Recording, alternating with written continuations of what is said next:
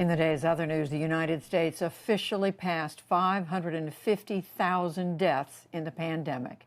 That's out of more than 30 million confirmed cases. And independent experts convened by the World Health Organization formally reported that COVID-19 likely spread from animals and not from a Chinese laboratory. The lead investigator said all sides tried to influence the report, but to no avail. In our discussion, in our work, we were never pressured to remove a critical element in our report. As I said, the report is something that all the scientists on the joint team can stand behind. The head of the WHO acknowledged that China withheld data, and he voiced doubts about the findings.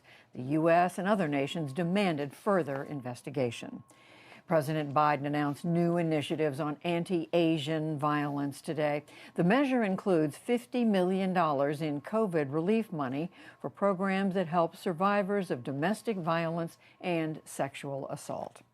That announcement followed an attack on an Asian American woman in New York City. Surveillance footage showed a man kicking her and stomping on her face. Police say he shouted anti-Asian insults and then walked away as bystanders did nothing.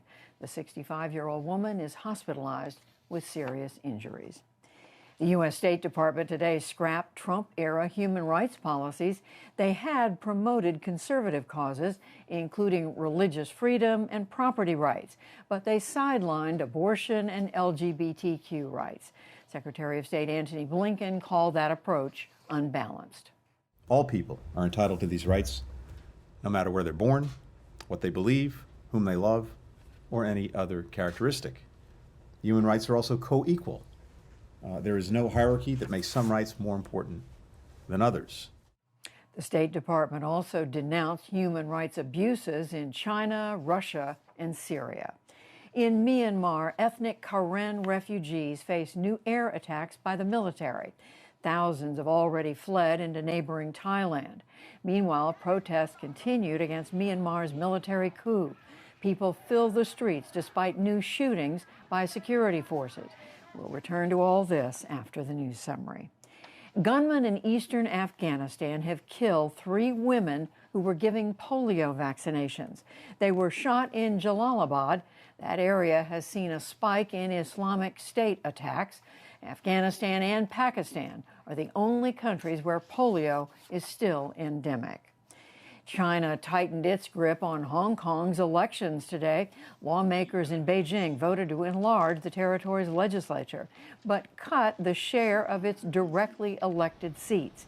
Many in Hong Kong accused China of breaking a pledge to respect their autonomy. Hong Kong has changed already. There's no election. Are you joking? This isn't an election. It's merely a game that benefits certain people. It was promised that Hong Kong wouldn't change for 50 years, but it hasn't been 25 years. I am worried about my future, as well as those of the people around me. The changes also require that prospective candidates be vetted by a pro-Beijing committee. Back in this country, lawmakers in Kentucky have expanded access to early voting in a partial break with trends in other states.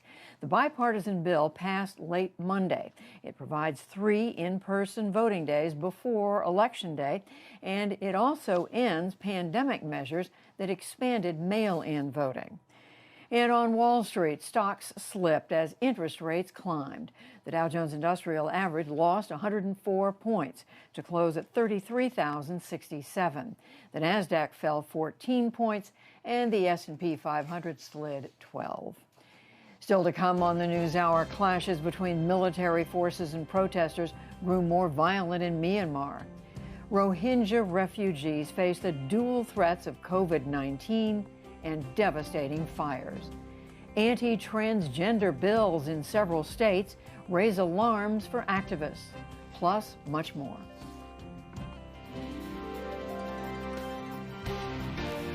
This is the PBS NewsHour from WETA Studios in Washington and in the West from the Walter Cronkite School of Journalism at Arizona State University.